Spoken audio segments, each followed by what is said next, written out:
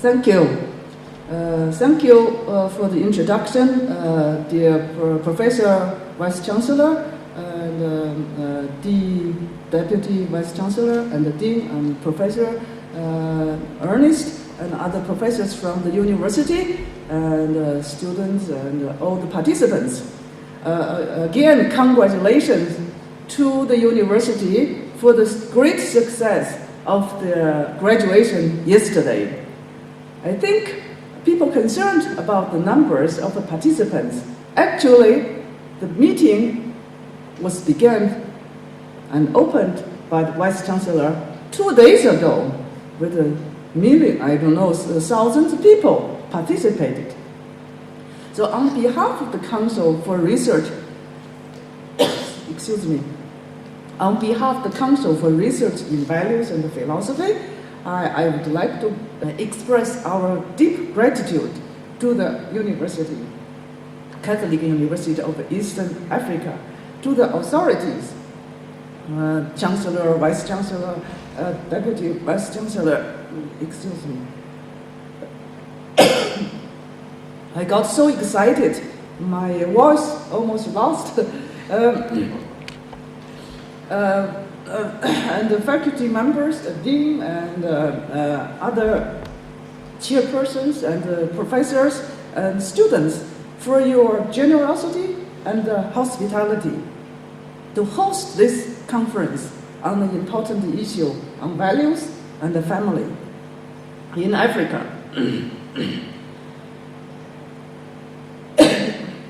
Especially, we are grateful for your keen and the positive interest in opened up the horizon in a global level. And for your genuine concerns about the development, the future development of the university and the formation of the responsible students.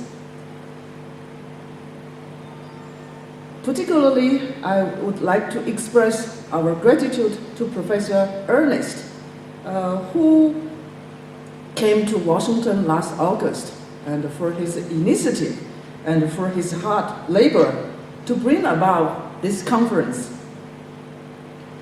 It is greatly appreciated for your creativity and thematic formation of this conference. It is indeed a great challenge for all of us how to understand and live traditional values in our today's complex and globalized world. How to live, Professor Vice Chancellor just mentioned, and also Deputy Vice Chancellor also talked about the clash, how to modern values and contemporary values, how to reconcile and how to understand these two kinds of values. So that is the reason we are gathering here to discuss, to reflect on this important issue from all perspectives, not only from law, not only from philosophy, psychology, or justice, from all perspectives to think about together on this important issue. We thank all the participants from afar and from close by to share your experience, your insight, and your ideas on this issue. We hope this, I'm sure this conference will be a fruitful conference and will make some contribution and impact in our future thinking. Professor Ernest assigned me to talk about vision, mission, and objective activities of the Council for Research in Values and Philosophy. It is very, indeed, appropriate. Professor Vice Chancellor already talked a lot, so I would be briefly introduce the Council. The Council for Research in Values and Philosophy is an international network with nearly 7,000 scholars across the world. All the scholars from all countries with different cultural, religious, and civilizational backgrounds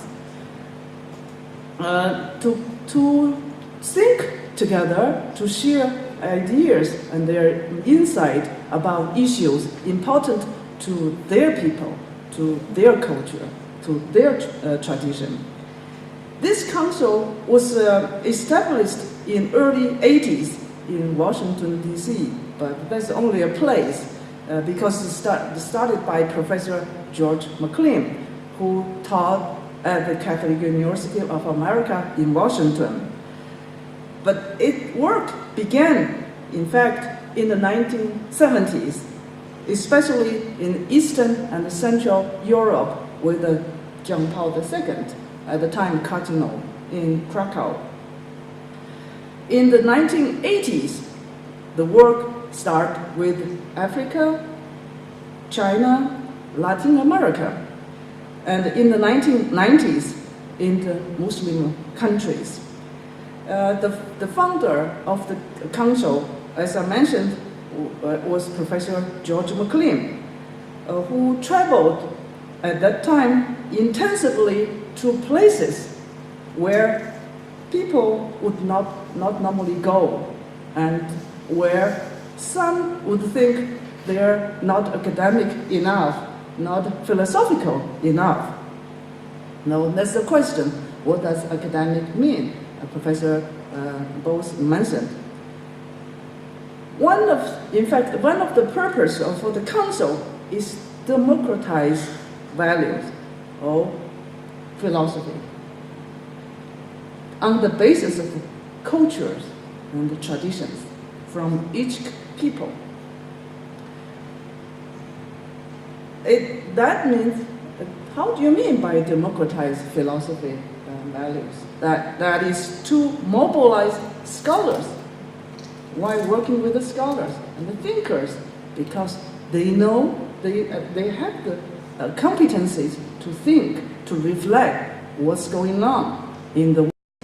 Because only at the university we have advantage and the possibility to find all kinds of capabilities, possibilities, potentials,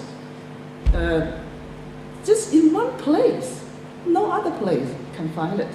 Why not use this opportunity and use this possibility and the advantage and make it a good use of this good use possibility, a disposition, rather than one against another, competing one against another. It is more productive to work together and think together and take a good use of our potentials and possibilities, all gathered in the same place, one place, because we work for the same goal, formation of the responsible students, a good person, a decent person. With the different specialties, we can complement and enrich each other for the better. That's what we all want to. Rather than top-down, the council uses the bottom-up approach, as the professor mentioned, to work with the scholars, thinkers across the world, because they know what is really going on in that place, in that region with the people, and they know what the real concerns of the people in that country, in that culture, and they know how to form research themes and research projects. This is the set of conference we're working with professors in Africa, in China, in Central Asia.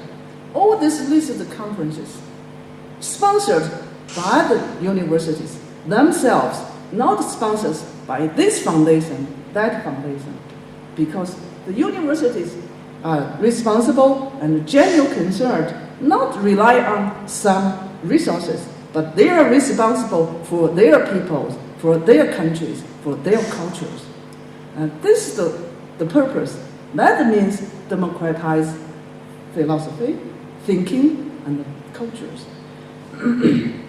So this is a set of conferences that we have, and these themes are determined by the regional scholars because they know the reality.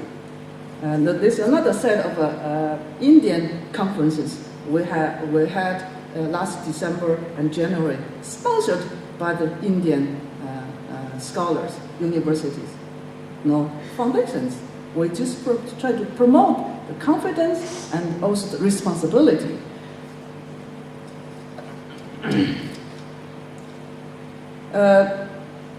Then the council tries to create a space and platform in a global level for scholars and thinkers to come together such like this and to share each other's vision, ideas, and insight, experience. That's the research result after the discussion presentations. The council, a brief history, grew out of a series of international conferences held in Kenya, in India, Jerusalem, US, Colombia, in Latin America, and so on in the 1970s and the 1980s.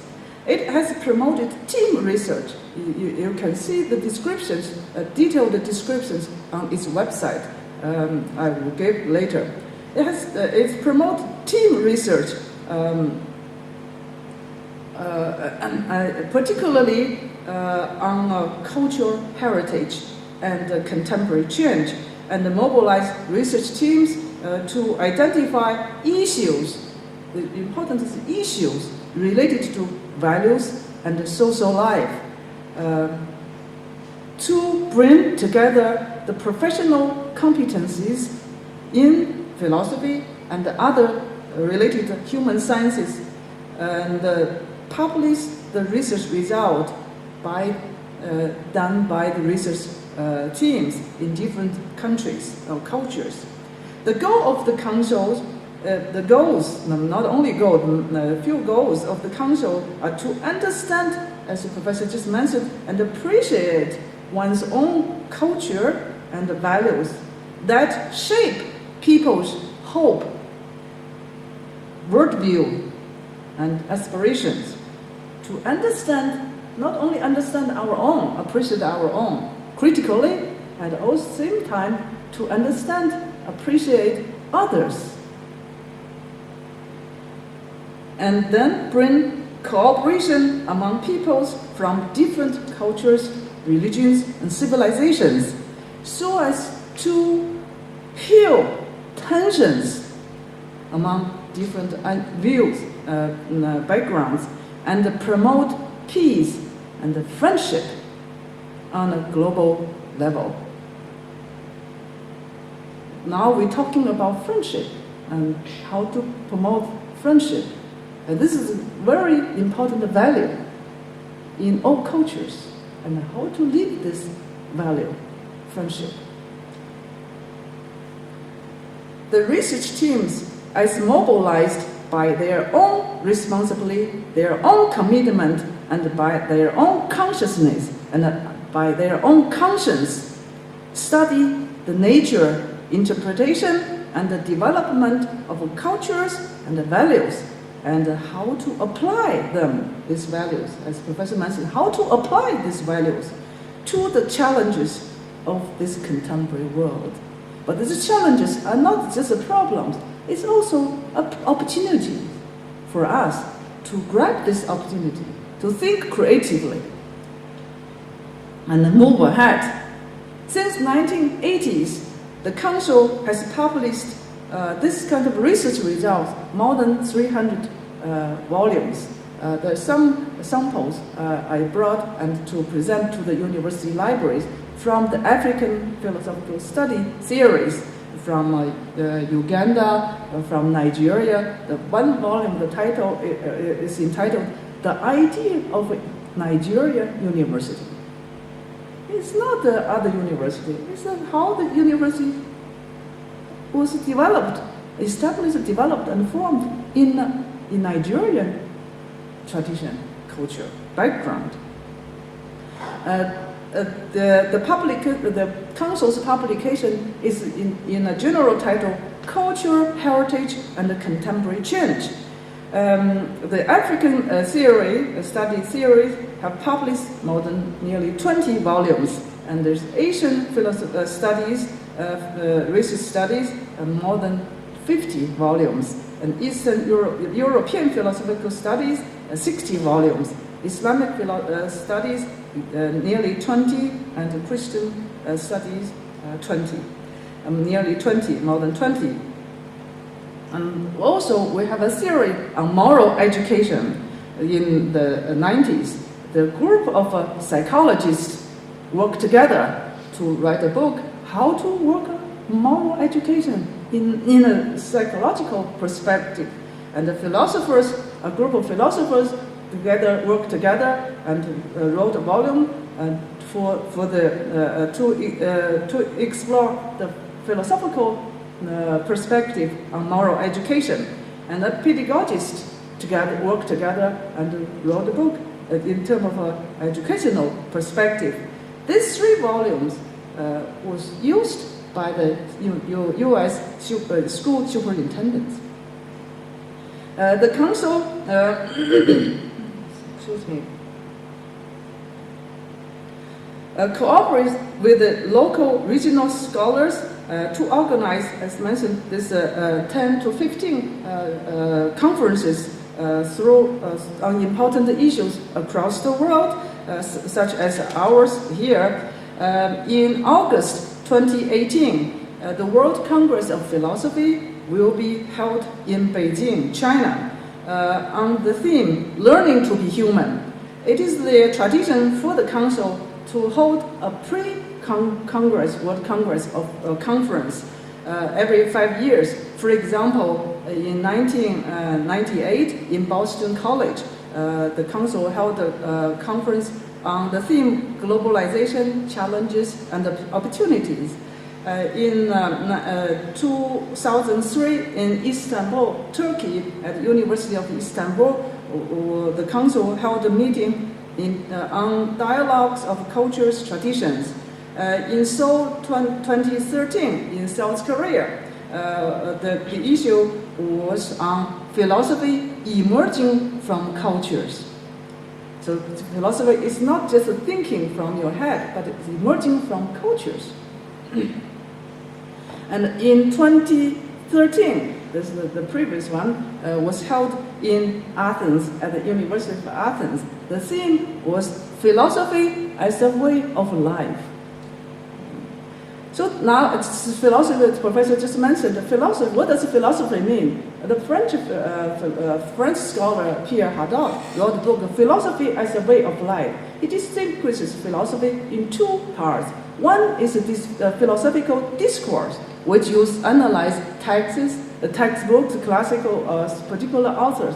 But the more broader sense, philosophy is way of life. Started from Plato at the market, teaching young people how to be a human. On August 7 to 9, 2018, the Council will organize the pre-Congress conference at a university near Confucius' hometown. You know Confucius, a Chinese old scholar, more than 2,000 years ago, on the theme, Relearning to be Human for Global Times, Dialogues among Cultures and Civilizations. We would like to invite all participants to join us for that conference.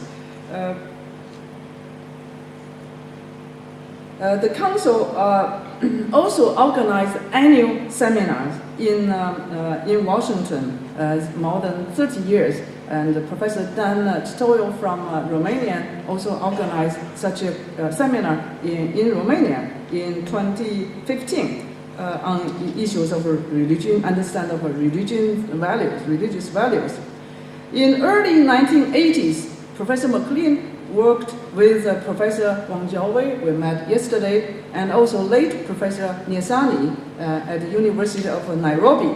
and as along Professor Gieti Weradu from Ghana and others, organized an international conference on person and society in Nairobi. And in fact, during that conference, the basic methodology of the council was established and suggested by the professors from all over the world. And that is to work with scholars and thinkers from different regions and different cultures to think together on important issues to that people, to that culture. It is great honor and a pleasure for us now to have the opportunity to work with Catholic University of Eastern Africa now, today. We are confident that you can make a rich contribution, as Professor mentioned, to the global academic world with your unique experience and insight. We look forward our future cooperation in many ways. And I want to add one point. Professor mentioned that how the African can contribute. Africa is the second largest continent and the youngest continent in the world, with the second largest population in the world, 1.6 billion people. Much potential and much possibilities, and we are confident you can make a great contribution not only in the academic but in the future of the humanity. Thank you very much, and the best wishes for the success of the conference.